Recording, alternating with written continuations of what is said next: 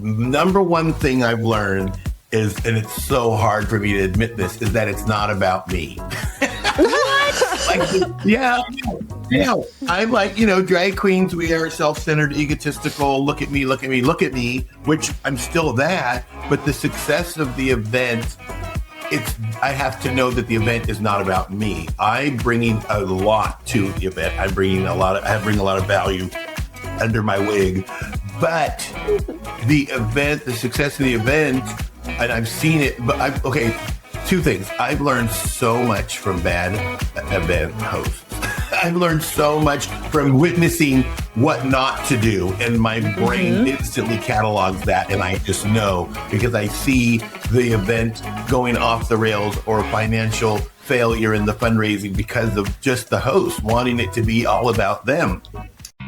Welcome to Beats Working, Winning the Game of Events, where we share stories and strategies to turn any event or life moment into something unforgettable. Events are wild, and the people who work in them are some of the most resilient humans on Earth. If you know, you know. So come with us behind the curtain for a look at their most memorable experiences. As they say, the show must go on, so let's get on with the show.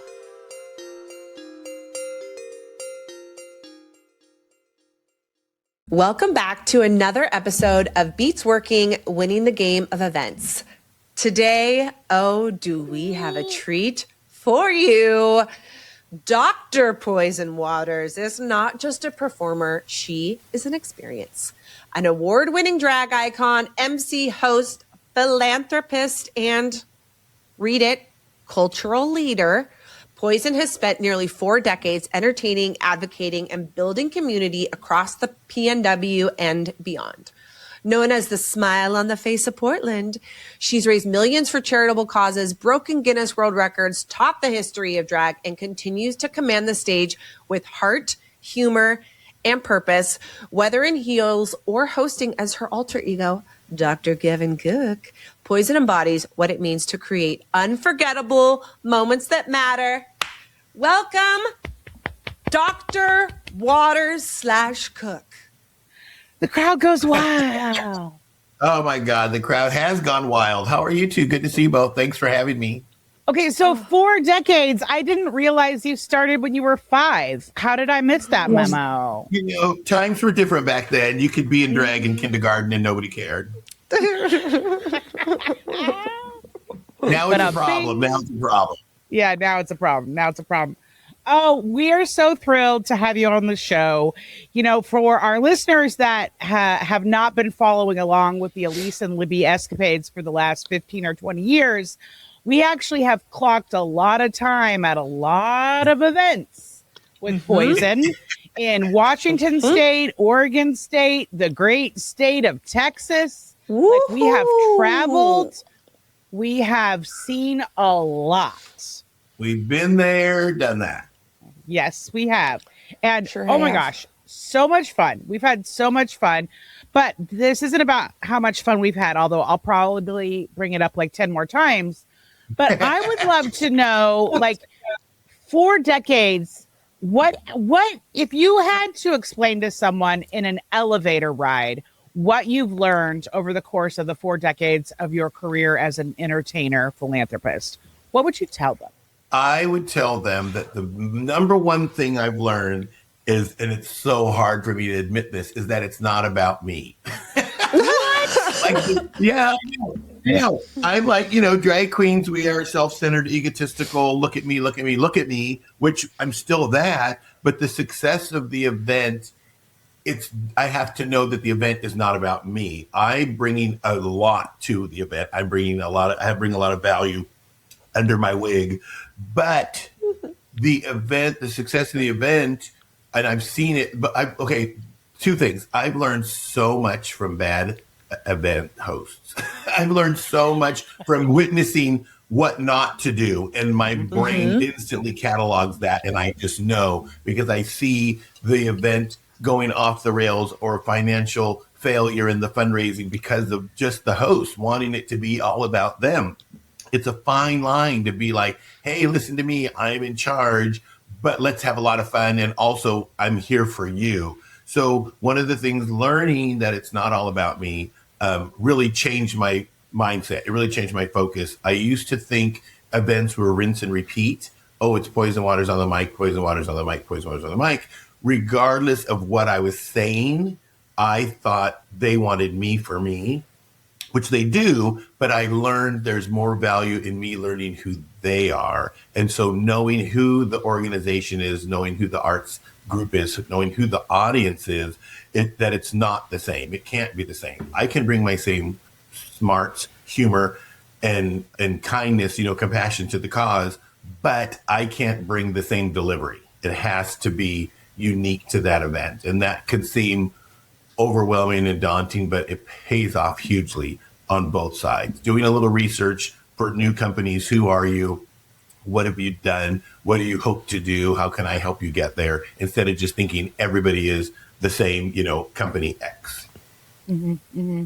That was a long elevator ride. That was a very long elevator. For it. We have very tall buildings where we live, so that totally tracks. How do you know? That's such a great thing for event people listening, especially the ones that are doing the hiring of talent and MCs. Like, that's a really important thing to know. How do you know? You can feel a room pretty instantly once it fills up. Obviously, you're there way before the people get there.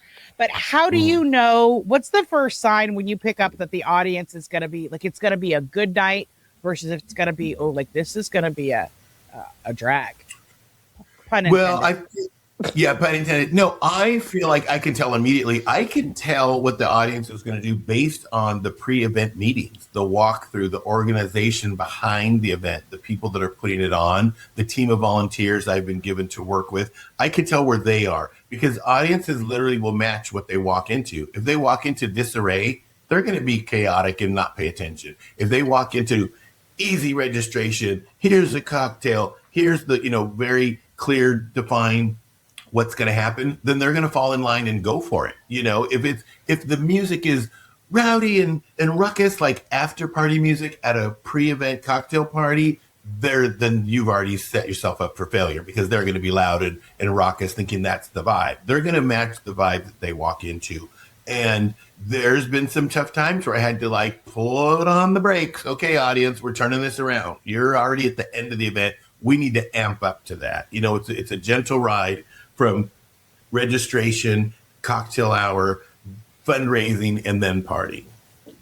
So I can tell even before I get to the event, just based on pre-event meetings, the script and notes I've been given, and I can try to, lean in and say, hey, organization X, you might want to, let's switch this around or soften this up. You don't want to, you're starting off on the wrong tone. Mm-hmm. Mm-hmm.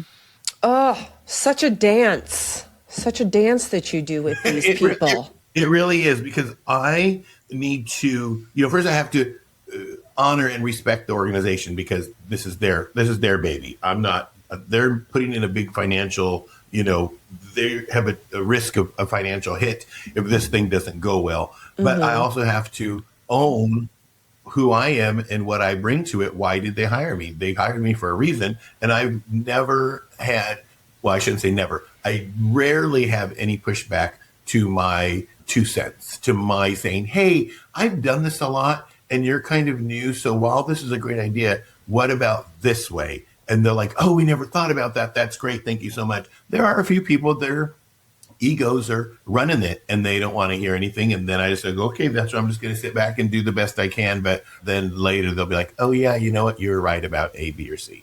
Mm-hmm. So it is a dance because you want to be firm, but you also want to be respectful and be like, hey, it's your thing. I'm just going to do what you want me to do without, doing too much.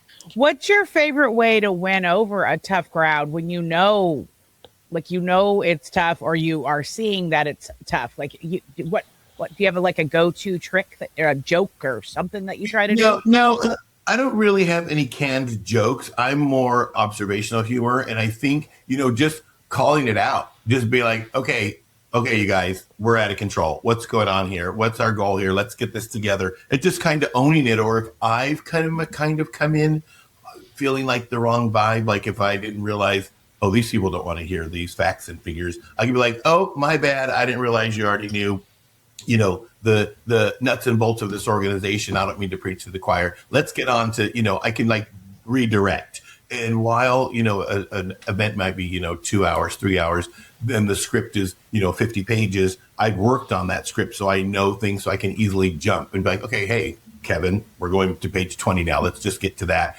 As long as it's not messing up any AV, slides or music cues or anything, I can just be like, hey, let's switch to this part, so just kind of redirecting. Audiences are like children. You just kind of redirect. There's no sense in punishing them. You're not going to get anywhere. Oh my gosh, when I hear event MCs like scolding audiences, it's the worst. You'll never get them back. They paid good money. They took time out of their lives. They got a babysitter. They got a Uber in a new dress or something. It's really their party. So you're kind of at their mercy. But if you come in strong and positive, they're going to, and confident in what you're doing, they're going to follow along and they're going to be there for the ride. They didn't come to that event to think like, what's next? What do I have to do now? They came to be told what to do and to have some fun. And if they don't, if they're not given that direction, and then just like a child, they just kind of go their own way and then they're admonished for it, that's never going to go well. Oh my God, I love it. It is totally like leading a kindergarten classroom. You just got to kind of guide them. Yeah. That's why when we would do time reminders, we tell them it's 5 minutes left until they vote or whatever, when there's really like 30 minutes left. And you just like every 5 minutes, they've lost another minute because, time blindness. Like, oh my gosh. Oh, absolutely. And, I really do believe that an audience that has been fed, where they have food, they have drinks, appetizers, whatever, that's one thing off their list. When they walk in, they're like, oh my God, I just came from work. I changed my clothes, dropped off the kid. Oh, I didn't have dinner. I always tell people it's going to cost you a little, but it's going to pay off in the end. Give them something to eat and drink right off the bat. Then they're not like, because audiences want to know what's happening, what's next. Okay, when do I eat? When do I drink? It's just like a kid. Oh, now what do I do? Do I fill out this? Oh, when do I raise my bid card? So you have to give them again and again, just like you said, the reminders. You have to give them the details. I love starting an event out detailing what we're going to do. Hey, right now we're having a silent auction, and then don't worry, a little bit later we're going to hear from our president, and then we're going to have a live auction, so take a look at this. After that, you came to raise your bid card, so make sure you locate that. At the end, we're going to have wonderful performance and delicious dessert. Just kind of say, here's what we're doing. Yeah, now you can people relax. Want to know the schedule. They want to know, an uninformed audience is an anxious audience, and an anxious audience is not going to participate. Oh, so Preach. True. So true. Okay. We've seen it time and time again. Time and time again. Okay. I want to know 3 things in your event bag that are not makeup or beauty related. What do you bring? 3 essentials. Oh, so like actual tangible things? Because what I bring personally, I say the 3 E's. I educate, entertain, and embrace. Those are what I bring to every event, every interaction with an audience. It's true. I need to educate them by telling them what the organization is about, why we're here, entertain them by distracting them with humor, and embrace, because some people, you got to meet them where they are. Some people aren't. Some people are devastated by this cause we're raising funds for. You have to be there for them. Some people are just there for the free food and dinner. You got to embrace them. Some of them are like, who's this drag queen talking to me? And you got to be able to embrace them with that too. But actual things in my purse, I always bring a Sharpie, because there's always going to be changes, and you can't read somebody. Somebody's always going to hand you a tiny little pen or a pencil. They're like, oh, here, let me change it. I'm like, no, I'll change it in my handwriting in the way I need to. These old eyes, they got to see Sharpie. Yeah, I got old eyes. I got to see it. I always bring a personal handheld fan, because ballrooms and hotel venues, for some reason, it's always 1,000 degrees. And I don't know about you all, but a sweaty MC is gross. Nobody wants that. And I always bring my Listerine breath strips, because there's nothing worse than a person that's talking all night long with dry mouth, possibly alcohol on their breath, that just stinks. Nobody wants that. As the MC, I'm bringing in some of the most important people in the room onto the stage to receive an award, to present an award, to give a keynote speech. And if I'm going bleh, and fumes are coming out of my mouth, that's what they're going to remember. So I always bring Listerine breath strips. Those are my 3 things. This episode is not brought to you by Sharpie or Listerine, but if you work for one of those companies, that actually could be in the future. We'd love to insert a little That's ad right. And Oh my God. And I spend so much on both of those products. I buy them from a company. Do you buy in bulk? Do you buy in bulk? I buy in bulk, delivered to my house in 2 hours or less. We won't. So you shop local. We know you shop local. It's fine. It's fine. Local. The warehouse is right down the street. Yes. Okay. Anyway. So we've kind of covered a beginning of the event vibe. Let's move to the middle, the messy middle. Sometimes energy dips, things go sideways. Somebody gets really drunk and like falls somewhere. What are some of your go-to moves to bring people back into the moment? Like, I feel like you've answered this a little bit because you are so quick-witted and like move with the room. But when things do go off the rails, like what, or do you want to give us like an example of an event that has gone off the rails? Sure. So first, my go-to, and I suggest it for all MCs and, hosts. It's not just drag queen related, but changing costumes throughout the night is huge. The audience loves it. And it takes 2 seconds to drop a dress. It's true. Audience is like, oh my God, you changed. That's so great. And that really does. I tell people all the time, it's the simplest recharge you can do, because I'm off stage and something's happened, a boring speech, or it was just the dinner time and nothing was happening but some, canned music or a slideshow. And then I'm back on in a completely different sparkle colored dress, something like literally the room is like, oh my God, you have to change. You don't have to say anything. I'm just, hey, I'm back.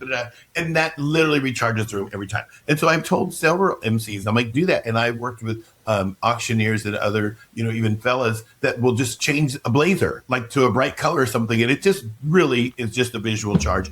Recently, I was doing an event, which shall remain nameless. And right in the middle, the board chair was to present an award to the venue, the president of the venue.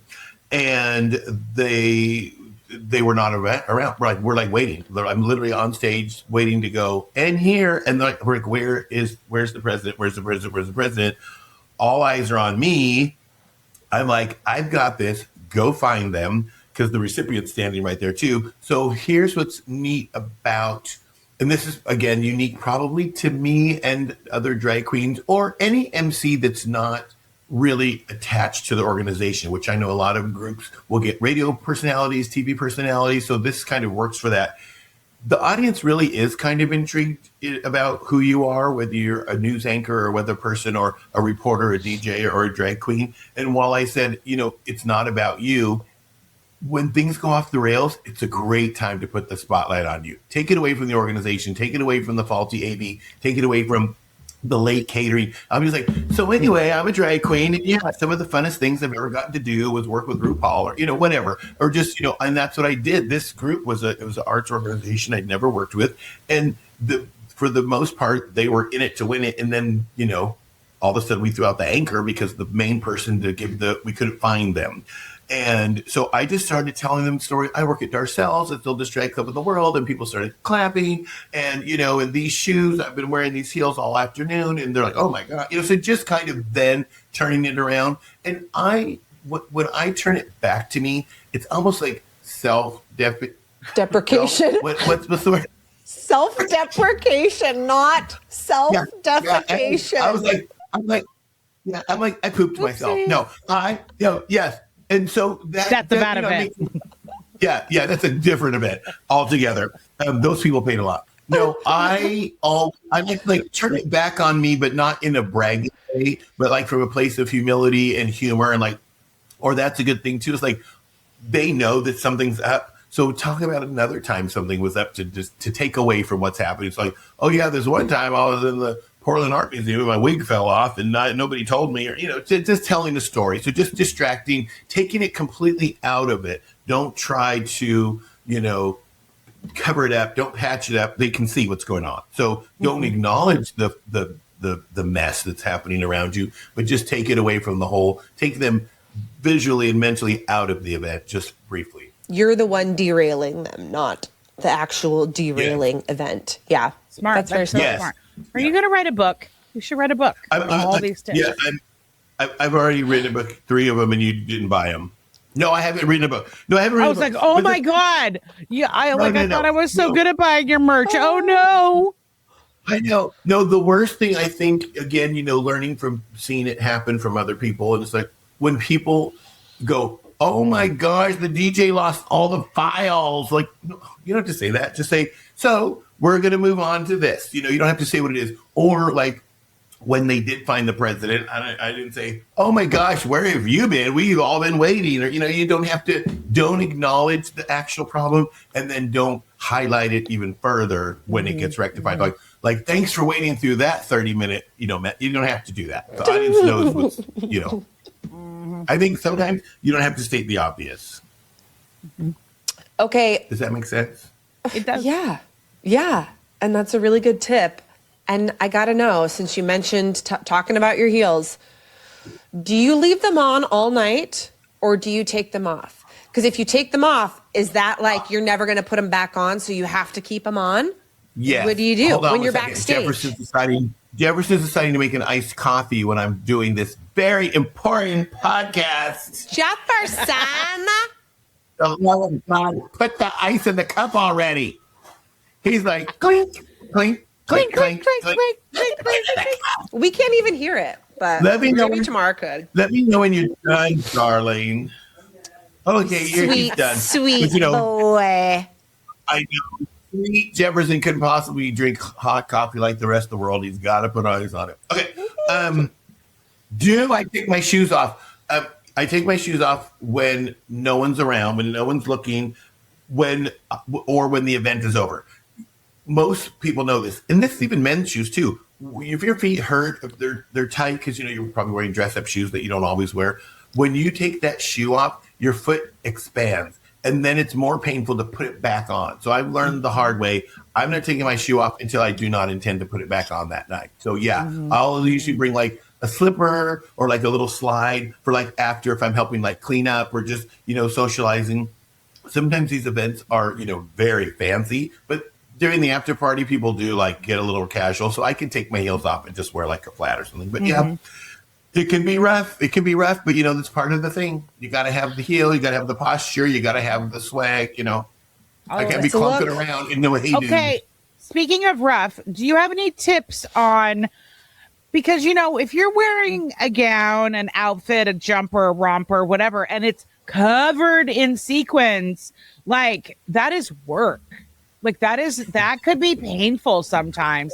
The heaviness of the jewelry on your ears, on your neck. So do you have any like style tips and tricks when it comes related to like ornate costuming? No, you just have to wear it. You just have to buck it up. Do it. It's the hit you take. It's the hit you take. I have seen people who are like, "Oh, the sequins itch me, so I'm going to put some sort of velvet collar, or I'm going to put tape or underneath," and it just looks terrible. Just wear it and own it and love it. Don't fidget all night. And here's something I do tell myself if I'm wearing something I'm like, oh good. In my mind, I go ahead. I'm like, in 1 hour, you're gonna take this off. You just have to know like in 90 minutes you're gonna be back in the car and you can take off your earrings. Yeah. Or if it's gonna be a really long event and you really just are if it's gonna distract you and take you out of the moment, then don't wear it. If you wanted to wear these big giant earrings, but they were going to keep falling off, and you're going to be just put in some pierced hoops and just know you're going to have more fun. No one's going to know what you didn't wear. You know what I mean? Like if you just like, it's just too much. I just can't. Then don't do it. Well, and the outfit changes do help because if you do have an outfit like that, like put it at the beginning maybe, or put it at the very end because you know that you're going to only wear it for this short period of time. I love the outfit change trick. Outfit change. I think that's for everyone. It's huge. It's huge.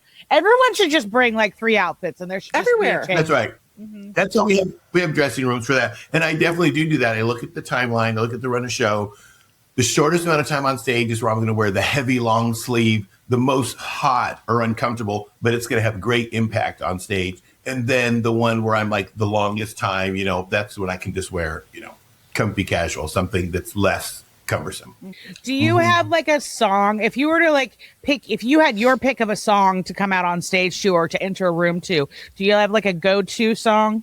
Yes. Aretha Franklin's Respect every single time the audience goes crazy. Men, women, old, young, everybody just knows that song. When those horns and saxophones like, dun, dun, dun, they just do. Everybody does. And it's something that I didn't ever really think about. And I would just tell people, oh, play whatever. But sometimes if they pick a song that maybe they like and nobody knows it. So I just, anytime people ask now, I'm like, just play Aretha Franklin's Respect and you're good to go.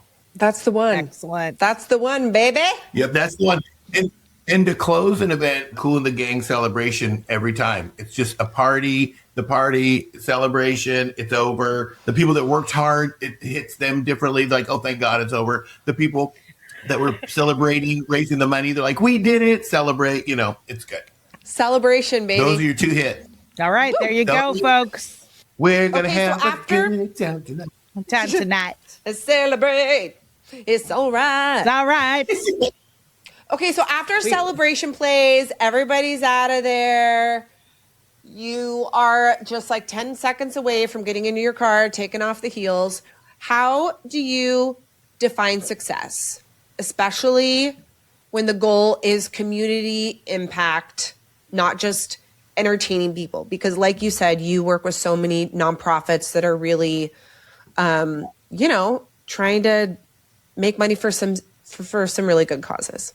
Yeah, so success, comes on so many, it looks like different things to different people. So for me as the MC host, when people I have never met before, between the time it's over and the time I'm trying to get to my car, want to stop and tell me what a great job I did, how they never saw an event through the eyes of, somebody like me, how they never met a drag queen before, how they really connected with me as an individual. That's my personal success, and I love that. Obviously, when the event hosts, the people that are running the event, the nonprofit, the executive director, come and say, thank you so much. That was the best one ever. Or you really nailed it. We can't wait for next year. Or stuff like that.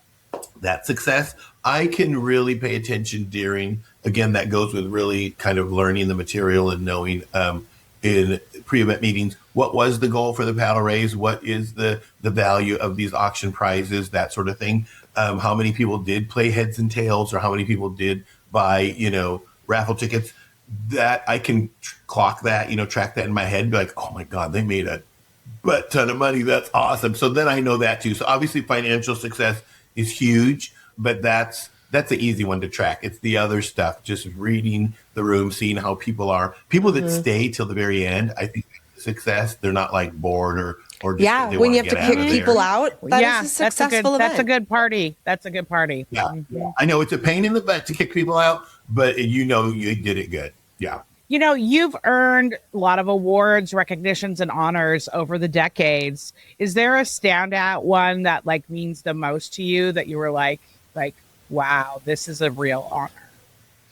Well, a couple of them. So I work with children my whole adult life in one capacity or another. And so Operation School Bell is the Assistance League is a national organization. And I think they even have some international chapters. But in Portland, the Assistance League of Greater Portland, that's a lot of retirees, and they raise funds to all sorts of things to provide school supplies and clothing and even dental services to underprivileged students in the schools. And so I've hosted their galas for years and years and years. I met them through my high school guidance counselor, my high school music teacher. They were part of this organization. And so they're like, hey, we know somebody that could MC for us. And so just building their event with them year after year, having as much, equal say into what's going on, because that's what they came to me for. And so we built it, and we really made their program and their fundraising so successful that I was given the one national Operation School Bell Award for all of the chapters. I was nominated. I didn't know anything about it until the day I showed up, and they gave it to me. And so I thought that was very cool, because I really love working with them for the work they do for the underprivileged children. And then plus also, you get a lot of plaques and awards. This is a freaking old time school bell. It's this big ass school bell. And anyway, so that I love that. And they're really great. I love them. I also, the Guinness World Record we broke was really great, because we got to send $300,000 to the Trevor Project that helps the LGBTQ youth with mental health services and suicide prevention. That's a big one. So that was a big deal. And then this last year, the honorary doctorate from Portland State University meant a lot to me, because one of my first gigs was with Portland State University way back in 1990 when I first started working with Darcel, and we're in a college campus. I'm like, this is so weird. I never went to, a 4-year college, and I'm on campus in drag. This is odd. And then I just worked with them over the decades, hosting events, planning events, working with their gender studies, working with their LGBTQ community groups, and just working with them all the time over all the decades. And so they said, hey, we want to give you this honorary doctorate. So all that, it's not like, oh, I won a pageant one night. All of these are something that was given to me because of the decades of work. And so those mean a lot. Yeah. What about, now I'm going to put you on the spot. Do you have a standout event that you did with Elise and Libby that you think, when you think of the two of us, what's the first event that pops into your mind? Well, the most memorable, whether it's good or bad. I know. Well, there's so many. And then, for the company that we worked with, there was different event folks. So I'm trying to think, did we do the Houstonia launch? We did. We did.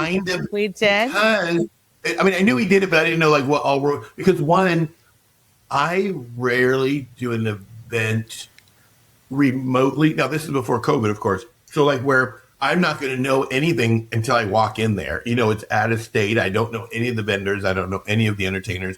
I don't know anything. Here in the Pacific Northwest, we're lucky it's kind of a small community, so we know who the caterers are, who the event. So that was, to me, it was so kind of, I don't want to say surreal because that just sounds weird, but it was like I didn't know. I literally was walking in blind. And I can't imagine how you all felt because you had to do all the nuts and bolts and all of the little stuff. And so, but then I really did like it because the point of that party was to learn and highlight all the facets of Houston. I'd never been to Houston. I don't know anything about Houston. So in the middle of the party, I'm learning all about this great city. So I love that. You guys put so much thought between all of the catering. And Houston's a cool city. I like it. Yeah. I actually still have a blouse that I got shopping with you at the Nordstrom rack. You found a fabulous dress. I don't remember.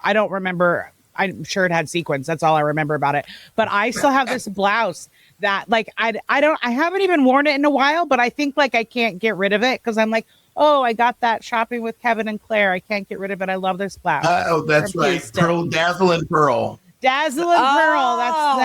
That was where we got our nicknames. Yeah. Yep. Mm-hmm. Yep. That was shout it. Shout out to Dazzle and Pearl. Oh, there they go. But I just think events that, so many events you're kind of preaching to the choir. It's an annual thing. And so it's kind of rinse and repeat. So the job's a little harder because you got to make it a little more exciting. But most of the people in the audience know the product, know the organization, know what the need. And so it's a challenge to kind of make it fresh and new. But something like the events that you all were putting on, introducing a product to a new market, that's kind of exciting. It's such a great challenge and a great opportunity to just these are all new people. Everybody involved in this, the audience is new. So you really get to be like, hey, look at this, So those are good times. And, it also helps events that kind of at that time, and now looking back probably was the best idea, to have these great giant kind of unlimited budgets. So the money that was thrown at some of these events, we gotta have so much fun. What about, so you mentioned the Pacific Northwest. You've obviously done a bajillion events in Oregon State, but you've also done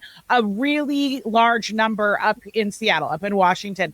So can you just what's the difference in the vibes between Seattle and Portland crowds? Yeah. And I hope I don't get in trouble for this, but I've always felt this, and it's not good, bad, or indifferent. It's just the obvious difference.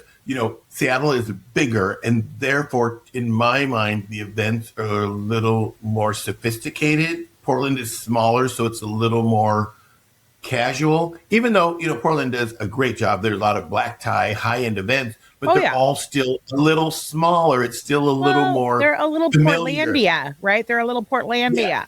Yeah. Everybody, I don't want to say everybody knows each other, but in the nonprofit world, in the events world, in the arts world, you do kind of see when we have, it's kind of like the event circuit. Okay, I'm going to see you here, then I'm going to see you here, then I'm going to see you here.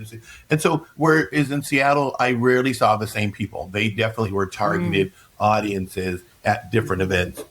And also for me, living in Portland, the Seattle events always just seemed because there were always new venues to me. In Portland, I worked all the venues. So it's like, oh, I've been here before. So it was always new. And when it's new and it's fresh, to me, it's just a little more kind of exciting as, one of the vendors. It's like, oh, I'm in a new space. So. Okay, if you could host one dream event anywhere in the world, what would it be and who is invited other than Elise and I, obviously?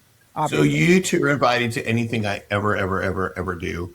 And, I do prefer, this sounds kind of wimpy, I prefer working places that I've already worked before, so I don't have the anxiety of what's behind those doors. I already know. So I can't say anything fabulous in Europe or whatever because I've not been there. I've been to Spain, I've been to Sitges in Barcelona, but that, I don't want to do an event there. It's too hot. But I think a fabulous event would be in New York City on a Sweaty rooftop. drag queens, not good. It would involve, nobody wants it. So a rooftop in New York City, a sunset event. So it starts out in the daytime where you can see everything's beautiful, and then it just thing turns sparkly and glowy. Obviously, flowing cocktails and mocktails, not an actual sit-down dinner, but big giant appetizer stations all around so people can just circulate and mix and mingle.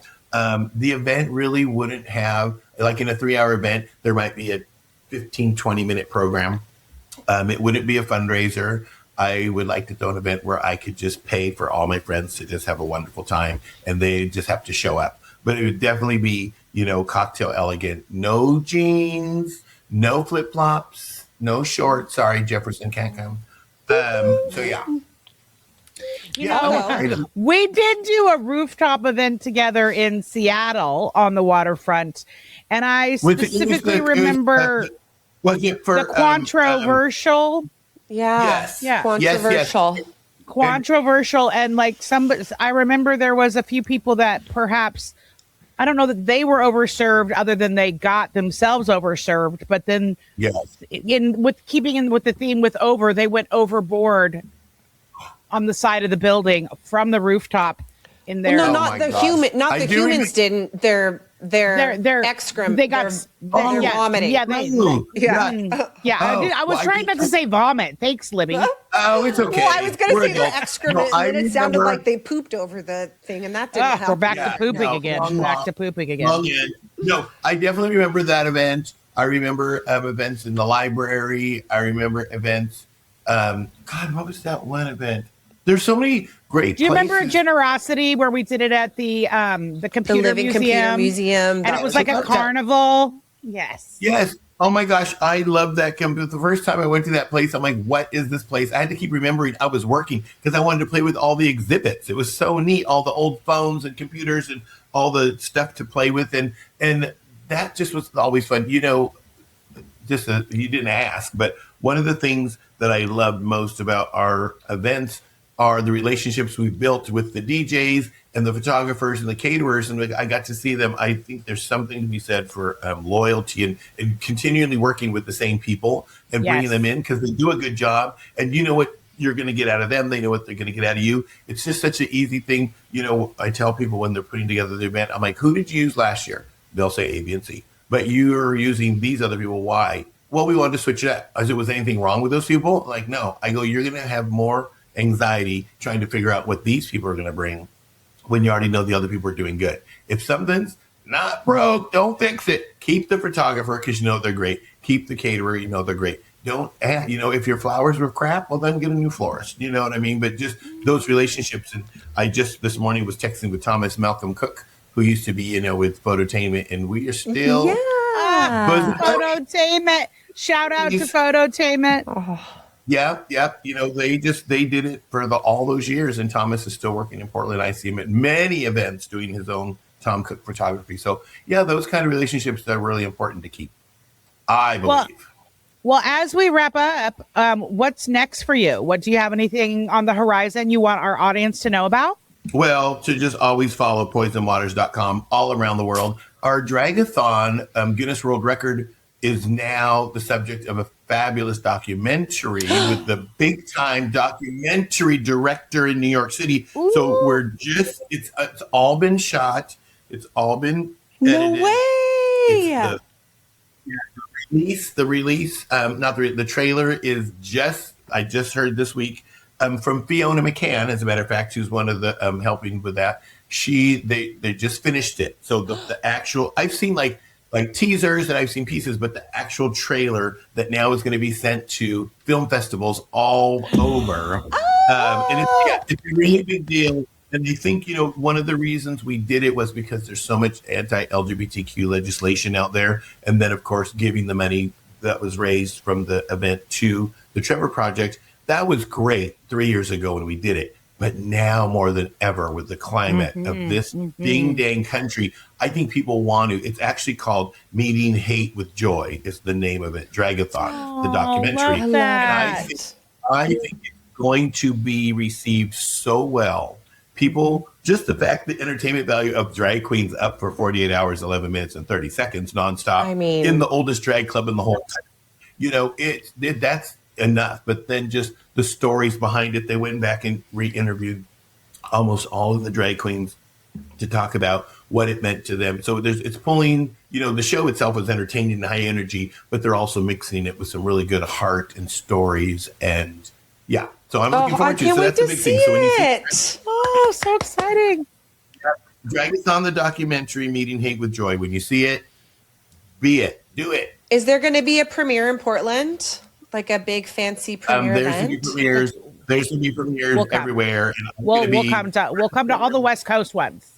Yes, on the red carpet. We'll be there. Yep. Doing a tour. Love it.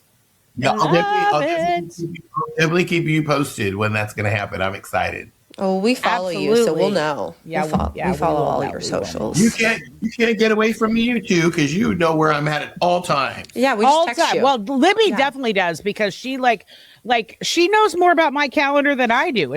She loves that kind of information. She just sponges it up. Yeah. It's true. I like to fill you in on your own lives, people. That's the way I do it. Yeah, we forget it. We're so busy living it that we forget some of the great stuff we're doing. People have to remind me what I'm up to. Yeah. Well, thank you so much for joining us today. We're going to put your links for your socials and your website in the show notes. And that is a wrap for this episode of Beats Working, Winning the Game of Events. If you have an idea or want to reach out, please email us at info@beatsworking.show. And remember, every detail matters. Every moment counts. And Libby? No matter what, the show must go on. Thanks for listening to Beats Working, Winning the Game of Events, where we explore what it takes to make moments unforgettable. If you're leaving with a little more inspiration, a little more perspective, and a big side ache from all of the laughing at our funny jokes, then we've done our job. Beats Working is a Work P2P production. If you've enjoyed this episode, please don't forget to subscribe, rate, and review us on your favorite podcast platforms. Your support helps us keep the magic going.